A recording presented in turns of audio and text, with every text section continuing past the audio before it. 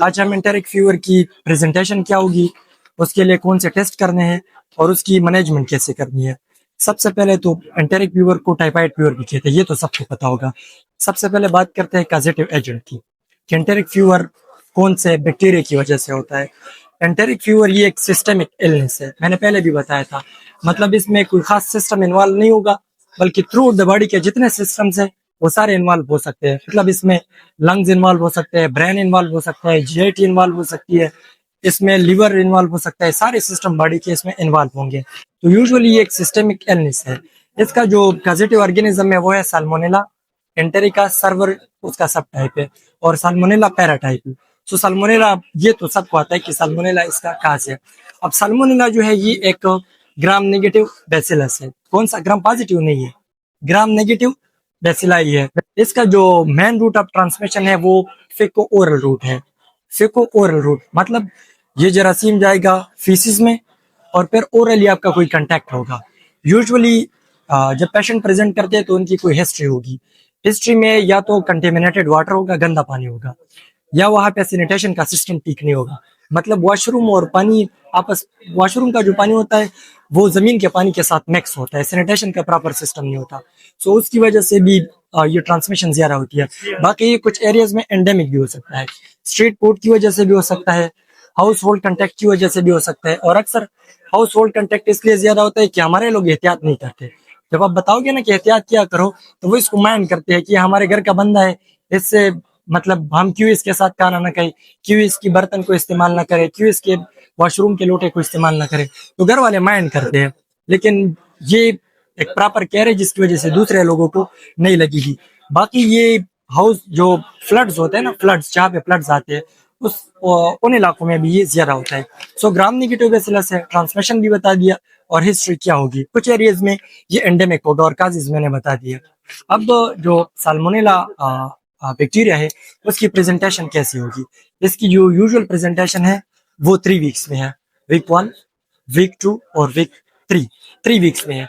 पहले वीक में क्या होगा? पहले वीक में होगा फीवर।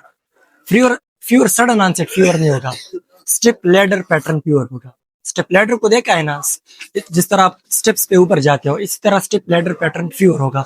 तो step ladder pattern fever gradual onset उसका होगा, सडन ऑनसेट नहीं होगा। दूसरे जो सिम्टम्स इसके साथ मरीज का आएगा, आपको ये बुखार स्टार्ट में कम था ना, फिर उसके बाद ज्यादा हो गया, तो ग्रेजुअल ऑनसेट था, ग्रेजुअल ऑनसेट होगा, फिर उसके बाद पीक पे जाएगा। इसको स्टेबलाइडर पैटर्न फीवर कहते हैं। फर्स्ट वीक में यूजुअली फीवर होगा, फीवर के साथ हेडेक हो सकता है, फीवर के साथ मैलेस हो सकता है जिसमें पेशेंट के मैं ठीक नहीं हूँ डॉक्टर साहब, मैं कुछ ठीक फील नहीं कर रहा। जनरल डिस्कम्फर्ट हो सकता है, बॉडी एक्स हो सकते हैं, बैक एक भी हो सकता है, ये नॉन स्पेसिफिक सिम्टम्स है। तो मेनली फीवर होगा, स्टिप लेडर, उसके साथ हेडेक होगा। और अगर यंग एज का पेशेंट है उसमें डायरिया होगा। आपका पेट खराब था ना, दस्त आ रहे थे आपको, तो यंग एज में यूजुअली डायरिया होगा और उसके एपिसोड ज्यादा नहीं होगा, मतलब 3 to 4। बाकी अगर एपिसोड ज्यादा है तो हम गैस्ट्रोएंटेराइटिस की तरफ जाएंगे।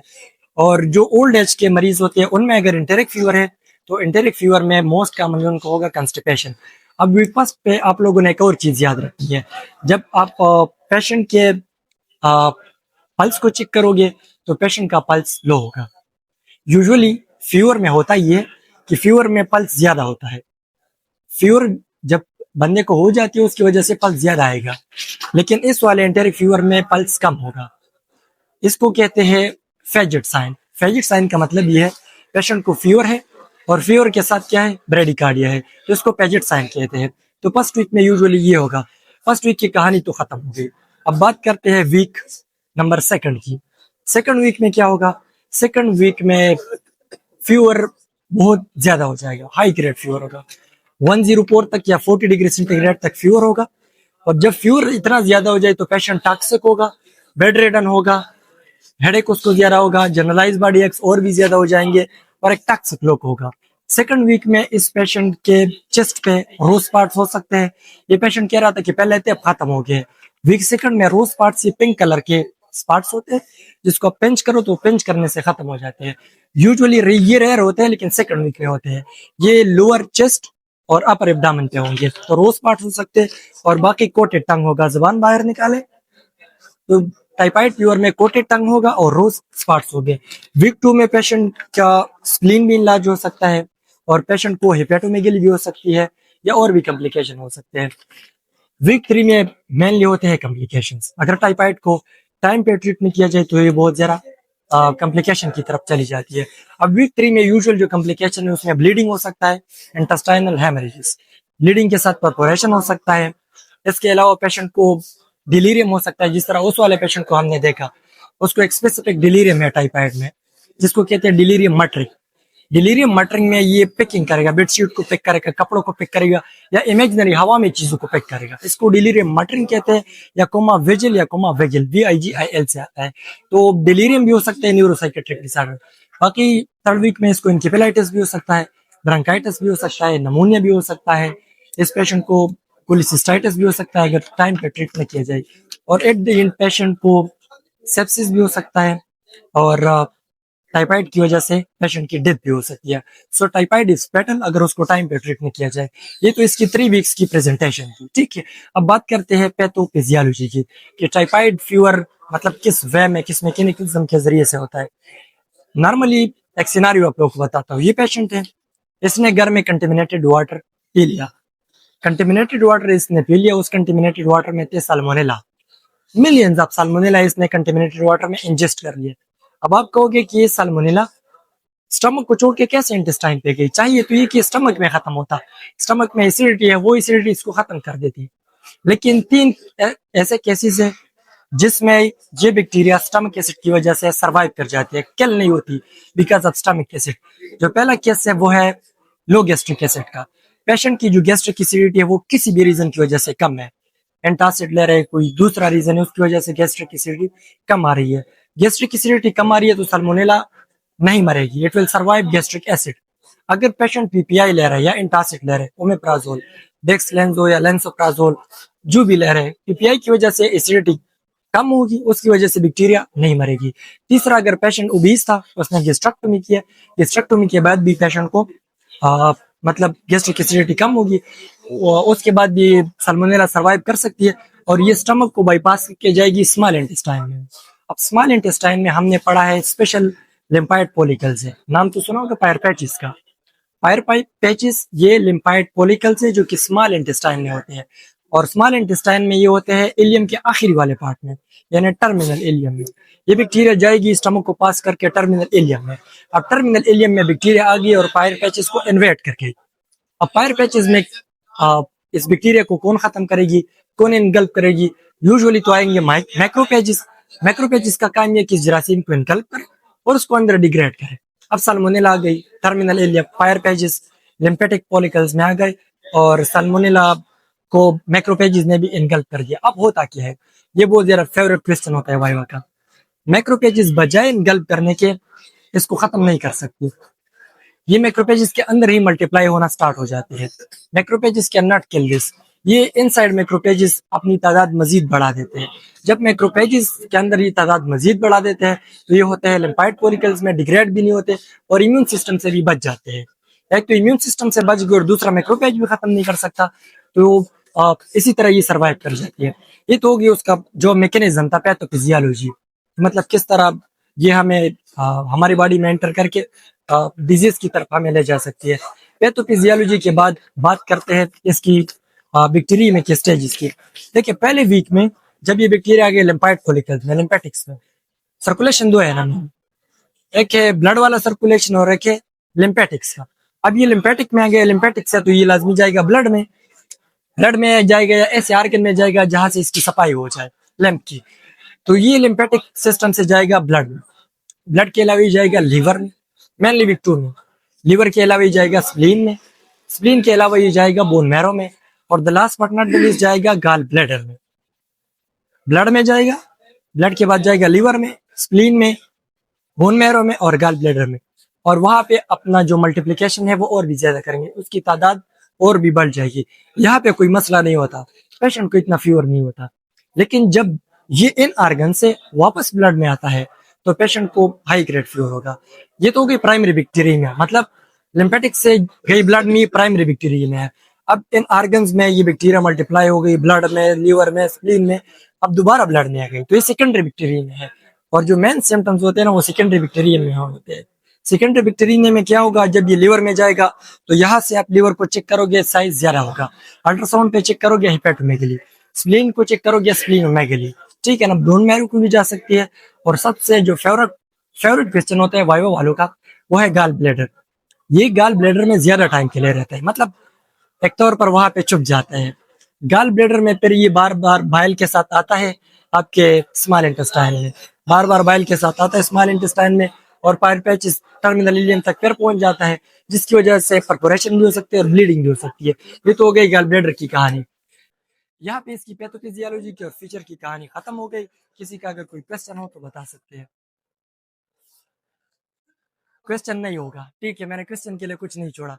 ये तो अब इस मरीज की हमने कंफर्म कैसे करनी है कि ये टाइफाइड है या नहीं है। सबसे जो पहला चीज है ना वो है हिस्ट्री। मरीज से पूछोगे कब स्टार्ट हो गया। देखिए थे ग्रेजुअल आंसर था, उसके साथ क्या था, ये कह रहा था डायरिया है, और क्या था, हेडेक था, बॉडी एक्स थे। तो पहले तो है हिस्ट्री। हिस्ट्री पे 60 to 70% डायग्नोसिस आपने कंफर्म कर दी। हिस्ट्री के बाद दूसरा चीज है एग्जामिनेशन। लीवर के लिए आपने एग्जामिन कर दिया, स्प्लेनोमेगली के लिए एग्जामिन कर दिया पेशेंट को।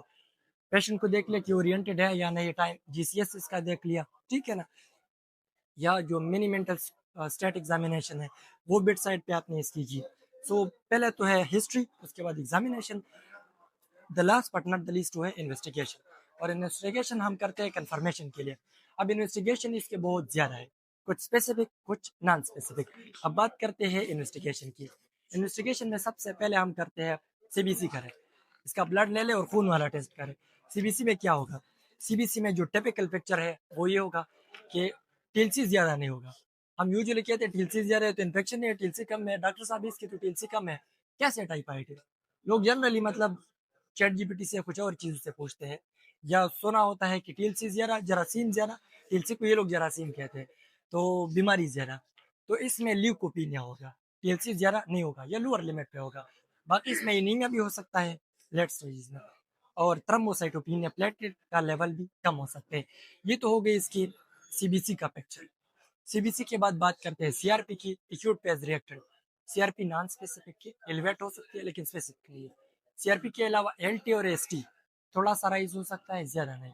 एलटी और एसटी भी इसमें राइज हो सकता है लेकिन फिर नॉन स्पेसिफिक। इसके अलावा हम जो बहुत ज्यादा फेमस टेस्ट है ना इसके लिए, वो है विडाल। हर कोई विडाल कहता है, विडाल टेस्ट हर किसी को पता होता है। So Widal test is not confirmatory. Week past में करोगे surely it will be negative. Widal test week past में नेगेटिव ही होगा। So Widal test is not confirmatory test. दूसरा जो तरीका है जिससे आप कंफर्म कर सकते हैं वो है rapid diagnostic test, RPD. Rapid diagnostic test में मुख्तलिफ किस्म के हैं, एक दो के नाम लेता हूँ, ट्यूबिक्स और टाइपिडाट। ट्यूबिक्स यूजुअली नहीं करते, टाइपिडाट करते हैं। टाइपिडाट टेस्ट में हमने दो चीज़ों को देखना है, दो एंटीबॉडीज को, आईजीएम और आईजीजी। अगर इसको टाइफाइड पहले नहीं थी और अभी टाइफाइड हो गई है तो IgM will be positive. IgM का मतलब ये है कि इस पेशेंट को अभी रिसेंटली इन्फेक्शन हो गया है। और दूसरा है आईजीजी। आईजीजी का मतलब ये है कि इस पेशेंट को पास्ट में इन्फेक्शन हुआ था। अगर पेशेंट को आईजीएम नेगेटिव है और आईजीजी है, इट मीन्स टाइफाइड पहले था अब नहीं है। दोनों है, इट मीन्स पहले भी था और अब दोबारा रिकरेंट है। तो ये तो हो गई रैपिड डायग्नोस्टिक टेस्ट में टाइफाइड की बात। लेकिन फिर भी टाइफाइड कंफर्मेटरी नहीं है, क्लिनिकल पिक्चर मैटर अलर्ट। इसके बाद बात करते हैं जो सबसे गोल्ड स्टैंडर्ड टेस्ट है, वो है ब्लड कल्चर की। ब्लड कल्चर कंफर्मेटरी भी और गोल्ड स्टैंडर्ड भी है। लेकिन हमारे सेटअप में ब्लड कल्चर हम इसलिए नहीं करते कि गाँव में एंटीबायोटिक लेते हैं, उसकी वजह से ब्लड कल्चर का रिजल्ट ठीक नहीं आता। सो ब्लड कल्चर ये गोल्ड स्टैंडर्ड है, ब्लड कल्चर कंफर्मेटरी है। ब्लड कल्चर के अलावा आप लोग इसका बोन मैरो कर सकते हैं। बोन मैरो मोस्ट सेंसिटिव है, स्पेसिफिक नहीं है, मोस्ट सेंसिटिव ये बोन मैरो है। बोन मैरो के अलावा आप इसका स्टूल कल्चर कल्चर भी कर सकते हैं। लेकिन स्टूल कल्चर दो चीज़ों के लिए आपने करना है, अगर लेटर डिजीज के साथ ये प्रेजेंट हो गया या ये इस बंदे को बार बार हो रही है, ये कैरियर है। सो इन दो केसेस में आप लोगों ने क्या करना है, स्टूल वाला कल्चर करना है। बाकी यूरिन वाला कल्चर भी आप कर सकते हो, कभी कभार वो भी पॉजिटिव आता है। तो ये तो हो गया इसके कुछ इन्वेस्टिगेशन कंफर्मेटरी और स्पेसिफिक और नॉन स्पेसिफिक। अब आते हैं इसकी मैनेजमेंट पे। मैनेजमेंट में सबसे पहले एबीसी। जो भी पेशेंट आ जाए एबीसी, ईयरवे को देखो, सांस ले रहे या नहीं, रिस्पायरेशन रेट उसकी कितनी है, ठीक है ना। पहले तो ईयरवे को देख ले, दूसरा ब्रीथिंग को देख ले, ब्रीथिंग में रेस्पिरेटरी रेट को देख ले और चेस्ट मूवमेंट को देख ले। तीसरा आप लोगों ने सर्कुलेशन को देखना है। सर्कुलेशन दो चीजों से फाइंड करते हैं, बीपी चेक करें और पल्स चेक करें। मैंने बता दिया कि इसका पल्स लो होगा, यूजुअली फीवर ज्यादा होगा, बीपी भी लो होगी, तो इस वाले पेशेंट को क्या फेजेट साइन होगा। तो तीसरा गया सर्कुलेशन। सर्कुलेशन के बाद डिसेबिलिटी, चल सकता है, उठ सकता है, खाना पीना कर सकता है या वॉक कर सकता है, ये कुछ हद तक डिसेबिलिटी के रेंज में आ सकता है। सो एबीसीडी सबसे पहले तो ये कि पेशेंट को आप लोग सबसे पहले वार्ड में जो भी मरीज आ जाए, first thing is the patient dying, patient मर तो नहीं रहा, सबसे पहला काम है पेशेंट को बचाए, फिर उसके बाद बाकी चीजें है। सो पहले एबीसी है, उसके बाद फिर है इसकी ट्रीटमेंट, सपोर्टिव ट्रीटमेंट, और बैक्टीरिया है तो एंटीबायोटिक। सपोर्टिव ट्रीटमेंट में है बेड रेस्ट, मरीज को कहे कुछ भी ना खाना, साफ पानी पिया करे, वॉशरूम के बाद हाथ धोया करे, घर में किसी दूसरे को न लग जाए, बर्तन को अलग करे, अपने वॉशरूम के लोटे को अलग करे, अब मतलब दूसरे लोगों को आपकी वजह से न हो जाए, सफाई का ख्याल रखे। दूसरा जो है इसमें सपोर्टिव में डाइट है, साफ डाइट दे दे, फ्लूइड्स इसको दे दे, वाटर दे दे, और ओआरएस। अगर डिहाइड्रेटेड या डायरिया आ रही है तो पेशेंट को आप लोगों ने ओरल या घर ले रहे तो ओआरएस दे दे। इसके अलावा अगर पेशेंट को बार बार फीवर हो रहा है और वो ठीक नहीं हो रहा तो उसके लिए आप लोगों ने पैरासीटामोल देना है, जरूरत के मुताबिक पैरासीटामोल देना है। अगर लीवर का कोई इशू है फिर पैरासीटामोल को आप लोग अवॉइड कर सकते हैं, लेकिन यूजुअली आप लोगों ने क्या देना है, पैरासीटामोल इसको देखना है। सपोर्टिव ट्रीटमेंट में वार्ड में एडमिट किया, फ्लूइड्स दे दे इसको ताकि बीपी नॉर्मल हो जाए, ओआरएस दे दे ताकि डिहाइड्रेशन खत्म हो जाए। क्रिस्टलाइन फ्लूइड्स में जो फर्स्ट चॉइस है वो है नॉर्मल सेलाइन, बैलेंस सोल्यूशन भी दे सकते हैं लेकिन फर्स्ट चॉइस क्या है, नॉर्मल सेलाइन। अब ये तो हो गई सपोर्टिव ट्रीटमेंट। अब बात करते हैं इसकी एंटीबायोटिक की। एंटीबायोटिक ये डिपेंड करता है कि एरिया कौन सी है और वहाँ पे रेजिस्टेंस कितना है। यूजुअली पाकिस्तान में एंटीबायोटिक का यूज बहुत ज्यादा है, तो रेजिस्टेंस केसेस ज्यादा होते हैं। अक्सर जो प्रेजेंट करते हैं हमारे साथ वो होते हैं एक्सडीआर, एक्सटेंडेड ड्रग रेजिस्टेंस के साथ। सो एक्सटेंडेड ड्रग रेजिस्टेंस में फिर हमने ट्रीटमेंट थोड़ा एम्पेरिक देना चाहिए। अगर रेजिस्टेंस एक इलाके में नहीं है, एंटीबायोटिक रेजिस्टेंस नहीं है, लोग एंटीबायोटिक का इस्तेमाल नहीं कर रहे, तो फर्स्ट लाइन पे जो सबसे पहला चॉइस है फ्लोरोक्विनोलोन्स। फ्लोरोक्विनोलोन्स में ड्रग ऑफ चॉइस सेप्रोफ्लैक्सिसिन दे दे पेशेंट, पेशेंट को सेप्रोफ्लैक्सिसिन पे डाले। इसके अलावा अगर रेजिस्टेंस ज्यादा है और पेशेंट वार्ड में एडमिट है तो पेशेंट को आप लोगों ने देना है सेप्ट्राएक्सोन, सेप्ट्राएक्सोन आईवी बीडी में, और ये आप लोगों ने देना है सिपोटाक्साइम। दोनों है थर्ड जनरेशन सेपेलोस्पुरिन, ये तो फार्मेसी वालों को अच्छी तरह पता है। सेप्रोफ्लैक्सिसिन फर्स्ट लाइन, उसके बाद सेप्ट्राएक्सोन या सेपोटाक्साइम। सेप्ट्राएक्सोन और सेपोटाक्साइम अगर पेशेंट स्टेबल है और आप ओरल देना चाहते हो तो सेपेक्साइम में, ओरल में। ये तो हो गई सेफेलोस्पुरिन की बात। The last but not the least जो है जो इस्तेमाल करते हैं through the all depend on guideline और लोकल रेजिस्टेंस। तो लोग अगर एक्स डी आर है तो इसमें आप लोगों ने हेजोमेक्स यानी इजिथ्रोमाइसिन देना है। इजिथ्रोमाइसिन भी इसके लिए एक्सटेंडेड ड्रग रेजिस्टेंस में या ड्रग जो रेजिस्टेंट वाले केस होते हैं उसमें ड्रग ऑफ चॉइस है, तो पेशेंट को इजिथ्रोमाइसिन पे डाले, यूजुअली कम्बिनेशन पे डालते हैं हम। ये तो हो गई इधर तक की बात। बाकी मुख्तलिफ किस्म के एरिया में क्लोरिम्पेनिकॉल, एम्पिसिलिन, वैंकोमाइसिन, ये सारी चीज़ें यूज हो सकती है। ये टाइफाइड की कहानी यहाँ पे ख़त्म हो गई। अगर कम्प्लिकेशन है, परपोरेशन है तो पेशेंट को भेज दे सर्जरी वालों के पास। अगर पेशेंट को न्यूरोसाइकेट्रिक सिंड्रोम हो गया जिसको मटरिंग डिलीरियम कहते हैं तो भेजे उसको साइकेट्री या न्यूरोलॉजी वार्ड। यहाँ पे कहानी खत्म होती है एंटेरिक फीवर की।